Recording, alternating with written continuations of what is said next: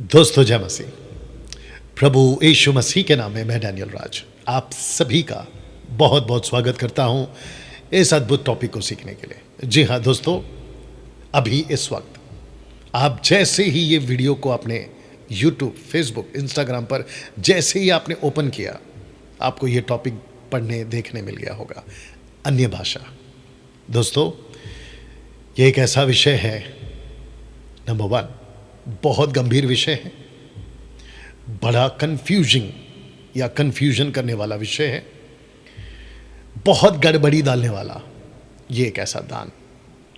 मैं समझता हूं कि मसीह की दया कुछ 200-300 सालों से सबसे ज़्यादा इस एक दान को लेकर जूझ रही है, संघर्ष कर रही है, स्ट्रगल कर रही है। मेरी एक प्रयास है, हालांकि मैं इसके ऊपर बहुत वीडियो बना चुका हूं, लेकिन एक और वीडियो और बहुत अलग तरीके से मेरा प्रयास है कि ये वीडियो परमेश्वर की सामर्थ से, पवित्र आत्मा की ताकत से कई हद तक आपकी कंफ्यूजन, गड़बड़ी को साफ कर पाएगी या ठीक कर पाएगी। जो लूसीफर का ट्रैप है जिसमें कई लोग फंस गए, बड़े बड़े लोग फंस गए हैं, मेरी कोशिश है कि ये वीडियो को उस ट्रैप से, उस बंधन से बाहर निकाल पाएगी। दोस्तों, मैं जानता हूं कि मुझे वो लोग भी सुनते हैं जो समझते हैं कि डैनियल राज क्या बात करता है या क्या टीचिंग देता है, बाइबल की एक एक बात को संदर्भ में, कॉन्टेक्स्ट में समझाता है। आपका तो स्वागत है ही, लेकिन साथ ही साथ मैं जानता हूं कि इस वक्त में मुझे वो लोग भी देख रहे हैं, दास दासी, भाई बहन, लड़का लड़की और सेवक, जो मुझे पसंद नहीं करते। मेरी शिक्षाओं को उनके हिसाब से, प्रभु के हिसाब से नहीं, उनके हिसाब से मैं उनके लिए गलत हूं। मैं उनसे रिक्वेस्ट करूंगा कि सर आखिर तक देखना, क्या पता आज आप एक बहुत बड़े धोखे से बाहर आ जाएं। क्या पता जो परत अंधेपन की आपकी बुद्धि पर पड़ी है वो हट जाए। जी हाँ ना दोस्तों, अगर आप मेरे चैनल पे पहली बार हैं, मैं चाहता हूं कि सब्सक्राइब करें, बेल आइकन प्रेस करें, फेसबुक पर फॉलो करें, इंस्टाग्राम पर भी फॉलो करें। याद रखिएगा कि डैनियल राज ये सब कुछ इसलिए नहीं कहता क्योंकि पैसे मिलते हैं, क्योंकि मैंने किसी प्रकार का कोई मोनेटाइज या किसी प्रकार का कोई पैसा मैं सोशल प्लेटफॉर्म से नहीं कमाता ना। मैं चाहता हूं कि इस एक ऐसे विषय को समझने के लिए मैं आपको बता दूं कि मसीह की दया में दरअसल चल क्या रहा है। तो दोस्तों, टोटल 3 प्रकार की कैटेगरी में मैं आऊँगा पहले और उसको समझाऊंगा। तो सबसे पहले लिखा है कि इसको समझिए, क्या है, पढ़ते हैं इब्रानियों 5:13। क्योंकि दूध पीने वाले बच्चे को तो धर्म के वचन की पहचान नहीं होती। हाईलाइट पॉइंट है वचन की पहचान, और लेखक इसको बच्चे कहता है। दोस्तों, आपको बताता चलूं कि सबसे पहले हम इन लोगों से जूझ रहे हैं जो मसीह में तो हैं, लेकिन वचन को ना समझने के कारण अभी भी बच्चे हैं, baby Christians, milk drinking Christian. अब इसको समझिए, मत्ती 13:19। जो कोई राज्य का वचन सुनकर नहीं समझता, उसके मन में जो कुछ बोया गया था उससे वह दुष्ट आकर छीन ले जाता है। गेहूं के बीच जंगली बीज बोकर चला गया। 13:38 जंगली बीज दुष्ट की संतान है। दोस्तों, यह है दूसरा कैटेगरी। तीसरा, अंत में इसको समझना होगा, 13:23, जो अच्छी भूमि में बोया गया वह यहां है जो वचन को सुनकर समझता है। तो दोस्तों, जिसके चलते हमको और आपको यह समझना होगा, तो इसका मतलब यह हुआ, जैसा लिखा पढ़ के बता रहा हूं, कि आज मसीह समाज में 3 तरह के ईसाई लोग पाए जाते हैं। एक, बच्चा ईसाई; दूसरा, दुष्ट ईसाई; तीसरा, सच्चा ईसाई। और तीनों के वचन आपके लिए मैंने पढ़ भी दिया हूं और साथ में रख दिया हूं ना। दोस्तों, हम ये 3 तरह की कैटेगरी में आते हैं। या तो इस वक्त में आप जब मुझे देख रहे हैं, आप एक बच्चा मसीह की कैटेगरी में हैं, या तो आप दुष्ट ईसाई के कैटेगरी में हैं, या तो आप सच्चा ईसाई की कैटेगरी में ना। दोस्तों, बच्चा ईसाई आज मसीह की दया में 50%, दुष्ट ईसाई 40%, सच्चा ईसाई 10%।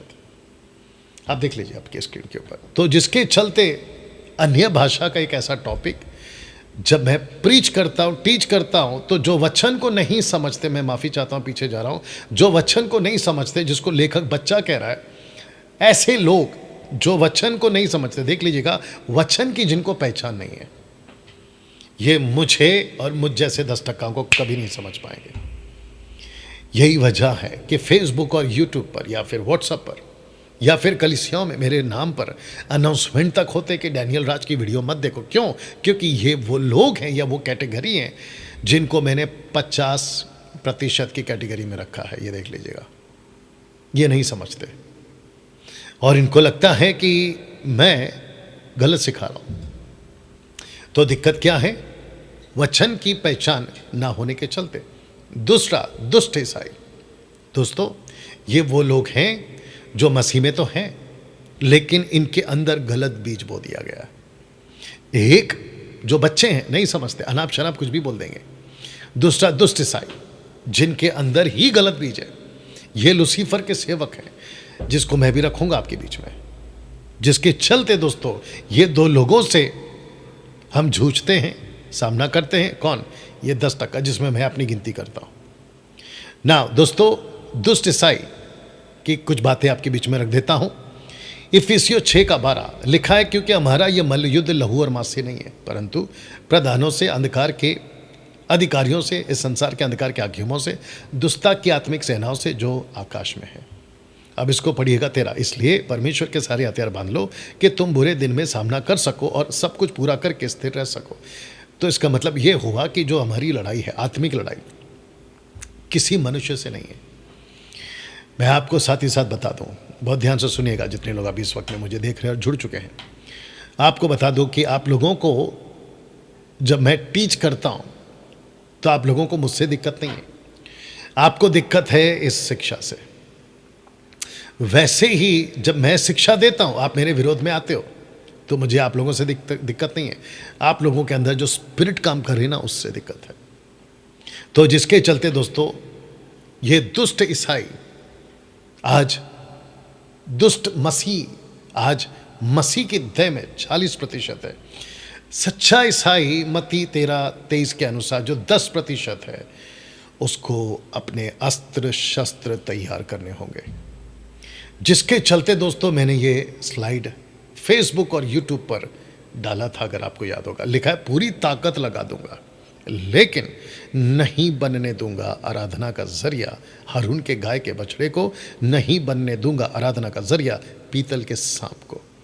तीसरा, और नहीं बनने दूंगा शैतान की भाषा राभा राभा और शबा शबा को पवित्र आत्मा की भाषा।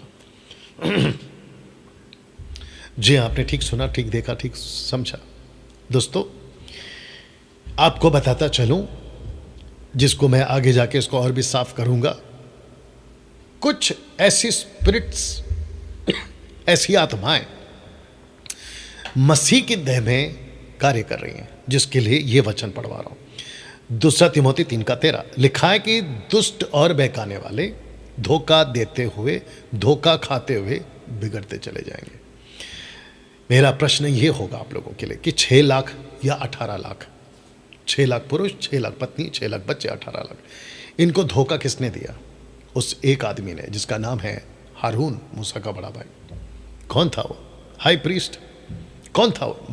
नबी, प्रॉफिट। पीतल का सांप मूसा ने बनाया। क्यों? ताकि तुम उसको देखो और बचो। एक जरिया, वो जरिया चंगाई के लिए, वो जरिया तुम्हारी आशीष के लिए। लेकिन लोगों ने जरिए को इंपॉर्टेंट दिया, ना कि जहां से तुम्हारी आशीष आती है या चंगाई आती है, उसको नहीं दिया इंपॉर्टेंट, परमेश्वर को नहीं दिया। वैसे ही लोगों ने क्या किया? परमेश्वर को त्याग दिया, परमेश्वर को नहीं समझ रहे। लेकिन ये जो नीचे ना रबा रबा शबा शबा, इसको इंपॉर्टेंट बना दिया है। कहते हैं, इनकी कुछ कुछ ऐसी मूर्खता की स्टेटमेंट से आगे रखूंगा भी, अब इसे आपको मैं सिर्फ बिल्डअप करने के लिए बता दे रहा हूं। कहते हैं कि जिसके पास में रबा रबा शबा शबा है, यानी कि जो ये भाषा की प्रैक्टिस करता है या बोलता है, उसी और ऐसो ही के पास परमेश्वर का पवित्र आत्मा है। वाह बेटा। इसको कहते हैं बकवास, बल्कि महाबकवास। इनमें से कुछ लोग ऐसे भी हैं, दुष्ट ईसाई लोग जिनकी तादाद 40% है, और 50% जो बच्चे मसीह है वो लोग तो नहीं समझेंगे, अभी भी नहीं समझेंगे, अभी भी कुछ ना कुछ बोल ही रहे होंगे कोई फ़र्क नहीं पड़ता, ठीक है ना। तो ये कहते हैं कि जब तक तुमको ये भाषा ना मिले तब तक तुमको पवित्र आत्मा नहीं मिलेगा। हद तो तब कर दी कुछ लोगों ने, ऐसा भी स्टेटमेंट मैंने सुना है, कहते हैं कि जिसके पास में रबा रबा शबा शबा की भाषा नहीं है उसके पास में पवित्र आत्मा नहीं है, और जिसके पास में पवित्र आत्मा नहीं है उसका उद्धार नहीं हुआ। बताइए। तो मैं फिर कहता हूं कि पूरी ताकत लगा दूंगा, यानी कि मैं डैनियल राज। और साथ ही साथ आपको बताता चलूं कि सोशल प्लेटफॉर्म पर, फेसबुक, यूट्यूब पर आप जब मुझे सुनते हैं ना तो आप लोगों को लगता होगा कि हम डैनियल राज को रोक देंगे। अच्छा बेटा, ठीक है, कोशिश करिए आप। मैंने बीच में डाला भी था कि नहीं रोक पाओगे, नहीं रोक पाओगे। तो एक लिखता है या लिखती है, याद नहीं आ रहा ठीक से क्योंकि बहुत कमेंट्स आए थे उसके ऊपर, कहते कि परमेश्वर तुम्हारा मुंह बंद करेगा। मैंने उसको जवाब दिया कि परमेश्वर नहीं बोला कि डैनियल बोल। जैसे पौलुस को कहा था एक्ट चैप्टर 18 वर्स 9 में, बोलता जा, चुप नहीं रहना, वैसा मुझे कुछ 4 साल से 2020 से बिल्कुल साफ आवाज़ और बिल्कुल साफ अगुवाई परमेश्वर की आत्मा के, जब सब कलीसिया बंद हो गई थी, जहाँ सब ठंडे पड़ गए थे, जहाँ सब के सब असमंजस में थे कि अब क्या होगा, अब क्या होगा, कौन मर रहा है, कौन जिंदा, एक प्रकार का केओस, हाहाकार मचा हुआ था। ऐसे टाइम पे परमेश्वर ने खड़ा किया, और जितनी गंदगी फैली थी ना गलत शिक्षाओं की, और जो एक प्रकार का मार्केट चल पड़ा था, पैसा कमाओ, पैसा कमाओ, लूटो लोगों को, कलीसियाओं को, दशमांश के नाम पे, आशीष के बीज के नाम पे, उन सब की मैं समझता हूँ कईयों की दुकान बंद करा दी परमेश्वर ने, या मैं उसकी आवाज़ ज़रूर बना, ये बात सच है। तो नॉट पॉसिबल, क्योंकि जिसको परमेश्वर खड़ा करता है उसको कोई नहीं रोक सकता, ये बात तो सच है। तो दोस्तों, पूरी ताकत लगा दूंगा, लेकिन नहीं बनने दूंगा गाय के बछड़े को आराधना का जरिया, नहीं बनने दूंगा पीतल के सांप को आराधना का जरिया, और ना ही बनने दूंगा रबा रबा और शबा शबा को पवित्र आत्मा की भाषा। मेरी पूरी ताकत लगा दूंगा, लेकिन मैं ये बताता रहूँगा कि रबा रबा शबा शबा पवित्र आत्मा की भाषा नहीं है, नहीं है, नहीं है, फाइनल ना। इस वचन के हिसाब से धोखा खाते जाएंगे, बिगड़ते चले जाए, बड़ी तादाद में बिगड़ते जाएंगे। प्रश्न है क्यों, ऐसा क्या होगा? नाउ रख रहा हूँ 1 तिमोथी 4:1, परंतु आत्मा स्पष्टता से कहता है कि आने वाले समयों में कितने लोग बरमाने वाली आत्माओं और दुष्ट आत्माओं की शिक्षाओं पर मन लगाकर बहक जाएंगे। कितने ही लोग, कितने ही लोग। आप जानते हैं कि कुछ 200-300 सालों से मसीह की देह इस अन्य भाषा से जूझ रही है, स्ट्रगल कर रही है, संघर्ष कर रही है। बड़े बड़े पास्टर्स, बड़े बड़े सेवक, बड़े बड़े अपोस्तल्स, बिशप टाइप का नाम लगाकर, अपोस्तल टाइप का नाम लगाकर कलीसिया को पागल बना रहे इस रबा रबा शबा शबा के पीछे, और ऐसी सीख देते, कहते कि सुपर नेचुरल पावर हमारे पास में है। एक विचित्र प्राणी है, अपोस्तल लगाता है अपने नाम के पहले, समझ गए होंगे आप लोग। कहते हैं कि जो रबा रबा नहीं बोलता वो नेचुरल प्रार्थना है, लेकिन जो रबा रबा बोलता है वो सुपर नेचुरल प्रार्थना है। वाह बेटा सोच के देखिए आप, क्या लेवल की मूर्खता है ऐसे लोगों की। गुस्सा है ऐसे लोगों पर, गुस्सा तो आता है, लेकिन साथ ही साथ तरस आता है उन लोगों के फॉलोअर्स पर। जब मैं ऐसी कुछ बात करता हूं तो कहते हैं कि तो बड़ा सेवक गलत कैसे हो सकता है। अच्छा, तो मत्ती 24:24 कैसे भूल गए आप लोग, जहां यीशु कहता है कि चुने हुए तक बरमाए जाएंगे। चुने हुए, हारून कौन था? बड़ा पास्टर था, कैसे फंस गया? मेरे पास में टाइम नहीं है ये लिस्ट बताने की कि कौन सा सेवक कब ठोकर खाए, इसलिए यीशु कहता है धन्य है वह जो मेरे कारण ठोकर ना खाए। मत्ती 11:5। लूका 17 क्या कहता है? ठोकरों का लगना जरूरी है, पर हाय उस पर जिसके कारण ठोकर आती है। भला होता कि चक्की का पार्ट उसके गले में डालकर उसको समंदर में छोड़ दिया जाता। दूसरे शब्दों में ऐसे लोगों की भरमार बहुत है, तो धोखा नहीं खाना। देखिए, पास्टर कितना बड़ा है वो मत देखो, उसके पीछे भीड़ कितनी है वो मत देखो, वो वचन के साथ में कैसा है पहला वो देखो, क्योंकि बाइबल खुद कहती है परखो, एक एक को परखो ना। दोस्तों, मैं चाहता हूं कि ये पहले पोस्टर देखिए। पवित्र आत्मा की शिक्षा को समझना होगा और दुष्ट आत्माओं की शिक्षा को समझना होगा। क्योंकि इस वचन के आधार पर दुष्ट आत्माएं की शिक्षा, पवित्र आत्मा खुद कहता है, पिनियोमा खुद कहता है कि आने वाले दिनों में दुष्ट आत्माओं की शिक्षा बड़ी तेजी से फैलेगी ना। दोस्तों, पहला यूहन्ना 4:1, हे प्रियो, हर एक आत्मा की प्रतीति ना करो, वरना आत्मा को परखो कि वे परमेश्वर की ओर से हैं कि नहीं, क्योंकि बहुत से झूठे भविष्यवक्ता जगत में निकल खड़े हुए हैं। दूसरा पत्र 2:1, जिस प्रकार उन लोगों में झूठे भविष्यवक्ता थे, उसी प्रकार तुम्हें भी झूठे उपदेशक होंगे। नाश करने वाले पाखंड का उद्घाटन छिप छिप के करेंगे और उस स्वामी का, यानी कि यीशु का, जिसने उन्हें मोल लिया है, इनकार करेंगे और वे अपने आप को शीघ्र विनाश में डालेंगे। या दूसरा यूहन्ना 1:9, जो कोई आगे बढ़ जाता है, मसीह की शिक्षा में बना नहीं रहता, उसके पास परमेश्वर नहीं, और जो कोई उसकी शिक्षा में स्थिर रहता है, उसके पास पिता भी है और पुत्र भी है। तो दोस्तों, सारा खेल शिक्षा का है। उद्धार पाकर भी आप नरक जा सकते हो गलत शिक्षा के चलते, गलत पास्टर के हाथ में पढ़कर, गलत डॉक्ट्रिन के हाथ में पढ़कर। ये बड़ा गंभीर विषय है। तो इधर गाय का बछड़ा, इधर पीतल का सांप और इधर रबा रबा शबा शबा। तो इन सब के पीछे कौन है? शैतान। इन सब के पीछे है शैतान। स्पीकिंग इन जिब्रिश ये एक ऐसी प्रैक्टिस है जिसका परमेश्वर के राज्य से कोई लेना देना नहीं है। अब मैं चाहता हूं कि इसको मैं कुछ सेकंड तक रख रहा हूं और मैं चाहता हूं कि आप लोग इसको बड़े ध्यान से देखें और बात को समझें। मैं इसको समझाने जा रहा हूं।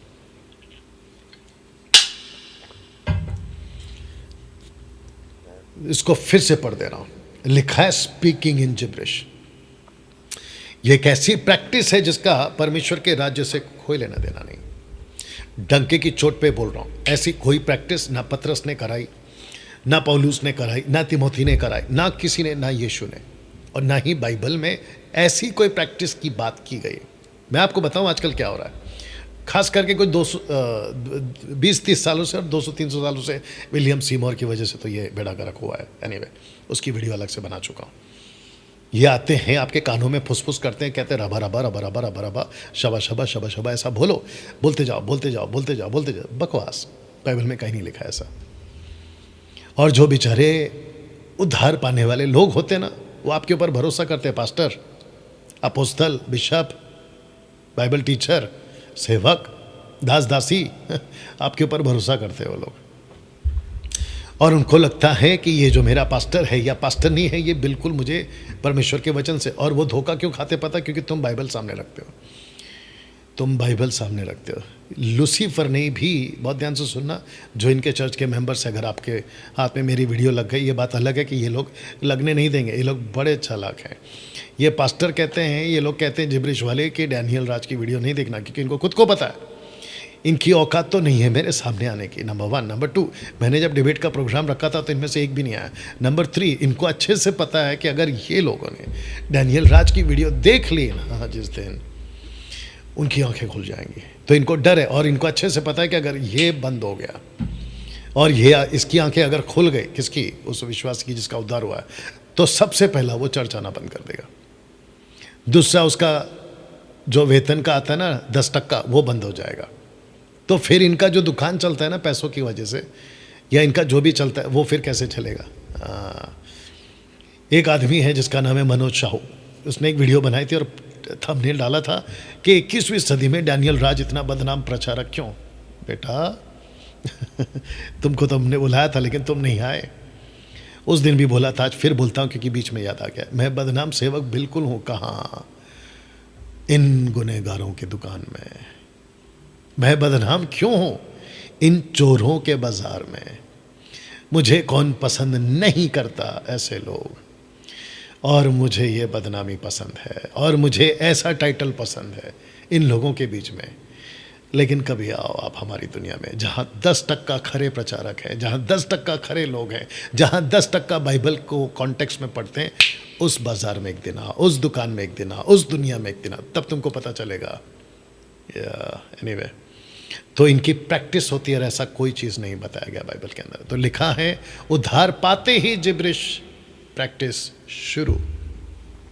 रेफरेंस कौन सा देते हैं वो देख लीजिए उधर। 1 कुरिन्थियों 14:2 कहते हैं कि जो बोलता है, आप चित्र देखिए, मुझे कहीं से मिल गया ये चित्र और मैंने आपको समझाने के लिए इसका इस्तेमाल किया है, ठीक है ना? अदरवाइज दूसरा कोई मेरा मकसद नहीं है इस फोटो का।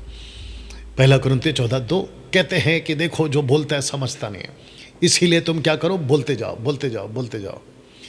अच्छा, लोग पूछते भी हैं, बेचारे जो नए लोग आते हैं उधार पाते हैं, वो पूछते भी हैं कि पास्टर जी, हम ये जो बोल रहे हैं हमको समझ में तो नहीं आता।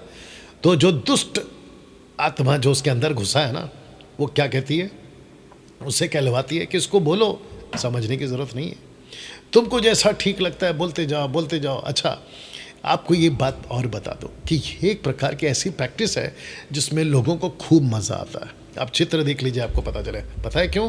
क्योंकि एक होता है ना ख्याली दुनिया, इसको ऐसा कहते हैं कि अपनी एक दुनिया अलग से बना लेते हैं। फैक्ट अलग है, सच्चाई अलग है, और ख्याली दुनिया एक अलग है। तो ऐसी दुनिया में ये लोग चले जाते हैं। और कुंडलिनी, अगर यूट्यूब पे अगर आप डालोगे कुंडलिनी, और साथ ही साथ एक और एक्टिविटीज़ चलती है जिसको कहते हैं लाइट लैंग्वेज। आप जाके टाइप करिए, यूट्यूब पे मिल जाएगा। तो ऐसे लोग हैं, ये बंद कमरे में सफ़ेद कपड़े में ये लोग खुद को बंद कर लेते हैं। इनका कोई बाबा टाइप का होता है, जैसे इनका अपोस्तल, प्रॉफिट, ऐसा टाइप के, पास्टर टाइप के जो होते हैं, वो क्या करते हैं, इन लोगों को ये प्रैक्टिस करवाते हैं, बस उसी दुनिया में मगन। और सच्चाई के बाहर एक अलग दुनिया में चले जाते हैं, वचन के बाहर एक अलग दुनिया में चले जाते हैं, और इनको लगता है कि कितना मज़ा आ रहा है। और जब हम इनको सच्चाई का सामना करवाते हैं तो कहते हैं हे, ये तो शैतान का आदमी है, यानी कि डैनियल राज तो गलत है, शैतान का आदमी है। बताइए, उल्टा छोर आगे बोल दीजिए अगर आपको पता है, कोतवाल को डांटे। ये वो वाला किस्सा है। तो दोस्तों, एक चित्र और रखा, इसको कहते हैं पवित्र आत्मा का मज़ा। मैं चाहता हूँ कि चित्र को जितना हाई रेजोल्यूशन मुझे मिल पाया मैंने आपके लिए रखा हूँ। ये क्या तमाशा है, आप खुद ज़रा सोचिए, अगर आप एक बाइबल के सही जानकार आदमी हैं। हाँ, ये उठ पटंग वालों को तो नहीं समझ में आएगा, खैर जिस दिन प्रभु इनकी आंखें खोलेगा उनको समझ आएगा, लेकिन आप खुद सोचिए क्या चल रहा है। वाह! बाइबल को पढ़ते वक्त ओल्ड टेस्टमेंट से New Testament, Genesis to Revelation, हमको पता चलता है कि परमेश्वर इतना सिस्टमेटिक है, एक्सक्यूज मी, इतना सटीक है और इतना ऑर्गेनाइज्ड है, और क्या बोले, मतलब परमेश्वर डिसिप्लिन में चलता है। मैं रखूंगा गड़बड़ी वाला कॉन्सेप्ट। तो ऐसे कैसे कर सकता है पवित्र आत्मा? कैसे? चलिए, अगर कोई चीज कर रहे हैं, अगर उसका रिजल्ट हमको दिखता है कि भाई ऐसा किया तो ऐसा है, चलो बाइबल के बाहर भी इन लोगों के हिसाब से अगर बात भी करें, ऐसा किया तो ऐसा ये रिजल्ट आया, लेकिन दिक्कत की बात यह है कि रिजल्ट भी तो नहीं आता है, क्योंकि यहाँ पे एक हफ्ता लोटपोट हो गए होते हैं, कहते हैं कि हमको मिल गया, कुछ अच्छा मिल गया, अगले हफ्ते फिर लोटपोट। अच्छा, जब ये होश में आते हैं, अच्छा पहली बात तो इनको पूछो कि भाई तुम क्या कर रहे थे, पता है? बोले नहीं पता क्या कर रहे थे। बोले तुम नीचे गिरे, पता है? बोले नहीं पता हमको क्या। इसको कैसे कह सकते हैं? अच्छा, जब ये होश में होते तब इनको बोलो कि भाई आपका जीवन कैसा है? बोला बस वही स्ट्रगल कर रहे हैं, पाप से, गलत विचारों से, सांसारिक जीवन से। तो मेरा प्रश्न उठता है कि फिर ये सब क्या था? अगर इसको कहते पवित्र आत्मा मिला और आपको इतना कुछ ताकत मिल गई, तो फिर आप तो अपना मसीह जीवन तो सुपर नेचुरल तरीके से जियोगे, लेकिन सिलसिला तो वही चल रहा है। बीच में मैंने जब इसके बारे में बात कर रहा था, आपको याद होगा, जिसकी वीडियो कम से कम 2 लाख 2.5 लाख के आसपास पहुंच गई है फेसबुक के ऊपर, तो उनमें बहुत लोगों ने कमेंट किया था, कहते हैं कि आपको नहीं पता चलेगा कि ये सब क्या है क्योंकि तुमने इसको चखा नहीं है। ए पागल, मुझे ऐसी चीज़ें चखनी भी नहीं है, तेरे को मुबारक हो। मुझे नहीं चखना है इसको, क्योंकि ये बकवास है, क्योंकि परमेश्वर का आत्मा ऐसा कभी नहीं कराता। तो तब जाकर मैंने लिखा है कि इसको कहते हैं पवित्र आत्मा का मजाक, क्योंकि पवित्र आत्मा कभी किसी को नीचे नहीं गिराता। और ऐसी हरकत, लोटपोट, कपड़े का ढंग नहीं, आदमी किसी के ऊपर पैर रख रहा है, चीख रहा है, चिल्ला रहा है, बेकाबू हो रहा है, इसको नहीं कहते पवित्र आत्मा। थोड़ा दिमाग लगाओ। आप स्वाभाविक तौर पे, नेचुरली तौर पे भी अगर सोचोगे ना, आपके घर पे गेस्ट आए, आपका छोटा बच्चा लोटपोट हो रहा है, आप क्या करते हो? सट करके मारते हो, हे क्या कर रहा है, मेहमान बैठे तो ये बदतमीजी क्यों कर रहा है? सोच के देखिए, आपका परमेश्वर ऐसा क्यों करवाएगा? मेरे दिमाग में बहुत सारे एग्जाम्पल्स आ रहे, लेकिन मैं वीडियो को जितना शॉर्ट रखना चाहूँ रखूँगा ना। दोस्तों, जब ये कुछ हो रहा है तो कल्पना कीजिए यीशु यहाँ है। क्या यीशु जो आपके अंदर है, क्या वो ऐसी हरकत करेगा? मतलब यीशु आपके अंदर है और आप नीचे लोटपोट हो रहे, मतलब यीशु लोटपोट हो रहा है। बताइए, आप जोर जोर से चीखते हैं, आपको पता तक नहीं है कि आप क्यों चीखते हैं, क्योंकि जब आपको होश आता है तो लोग आपको कहते हैं कि आप चीख रहे थे, आप चिल्ला रहे थे, आप गिर रहे थे, आप रो रहे थे, आप हंस रहे थे।